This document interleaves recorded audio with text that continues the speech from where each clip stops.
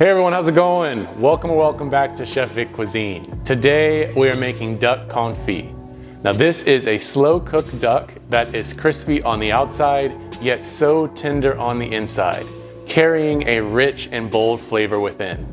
This is a 5-star dish. So let's get started.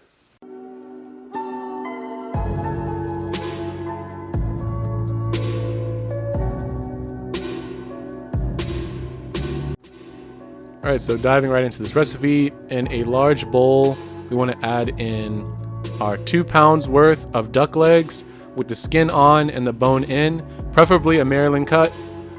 And following that, we're going to add in 4 teaspoons worth of kosher salt, 6 to 8 sprigs of thyme, 6 to 8 sprigs of sage, 6 to 8 sprigs of rosemary,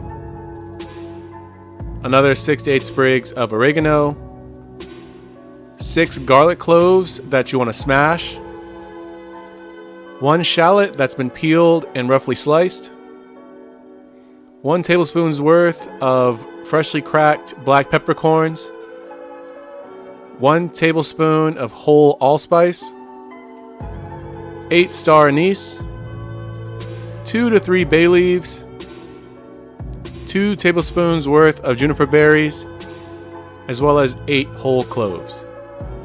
Mixing all these ingredients together until the duck legs are well coated.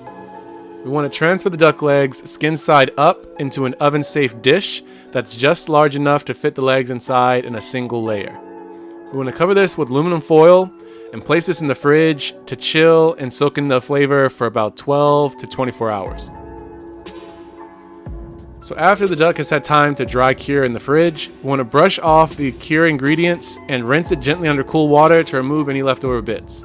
You want to pat this dry with paper towels.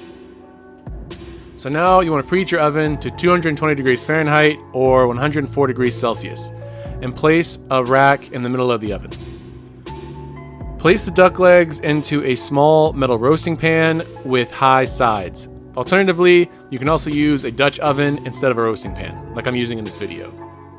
Your goal here is to make sure the duck legs fit snugly. Now you want to add about 22 ounces worth of rendered duck fat over the duck legs. The amount of duck fat should mostly cover the legs, depending how small the roasting pan or Dutch oven you're using. You want to place this Dutch oven over a stovetop set to medium-high heat, or 375 Fahrenheit or 109 degrees Celsius, and allow the fat to heat up until it starts boiling throughout the pan, something like this in the video. Once it's at this stage, you want to remove it from the stovetop and carefully cover the top surface of the pan with parchment paper. Gently push down the paper to remove any trapped air bubbles. Now, if you're using a roasting pan, you want to cover this with a double layer of aluminum foil, or the lid if you're using a Dutch oven. And we're going to transfer this to the oven and allow this to slow cook for about 6 to 8 hours. After this roasting time, we want to carefully and gently remove 1 duck leg and then turn it over to the meat side to check the tenderness of the duck. The meat itself should easily fall apart. And now to add a final crisp to our duck confit, we want to preheat our oven to 465 degrees Fahrenheit or 240 degrees Celsius. You want to place a wire rack over a deep roasting pan. You want to remove the duck legs from the fat gently and then pat any excess oil off of them using paper towels. Pour about 1 inch's worth of boiling water into the roasting pan, and you want to place the legs onto a wire rack that sits on top of the roasting pan, skin side face up.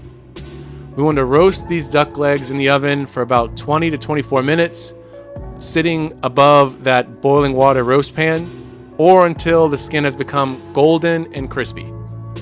You want to carefully rotate the wire rack halfway through the cooking process for an even cooking for all your duck legs. So after that roasting time is over, you want to remove them from the oven and allow them to rest briefly before we plate them and serve them. I like serving them alongside some of the ingredients we used for the dry cure. And just like that, you've made this 5-star dish, duck confit, right at home. Fun fact, the duck fat, once it's sifted, can be reused after the slow cooking process. You just want to make sure you store that fat in an airtight jar in the refrigerator. This is definitely one of the more elevated dishes from this cookbook. I would save this only for special occasions or anniversaries or special date night.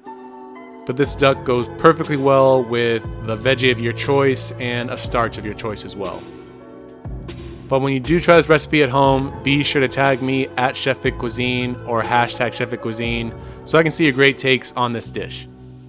As always, this recipe and many more can be found in my cookbook, Chef Vic Cuisine Volume 4, Enhancing Your Inner Chef. And that's available on Amazon, and I'll be sure to leave a link to that in my description box. And feel free to click the pop-up on your screen for more information on that as well.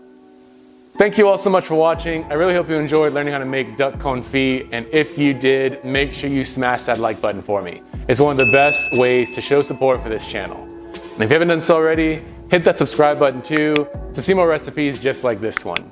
And sharing is caring, so if you enjoyed this recipe and think someone else will too, feel free to share this with all your family and friends.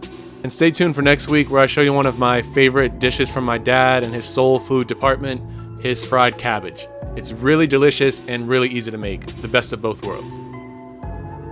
Well, thank you all again so much for watching. I truly do appreciate it. I hope you enjoyed this recipe. You can always check out more on my page now. YouTube thinks you like these videos, so let's see if they're right. And I'll catch you next time on another episode of Chef Vic Cuisine.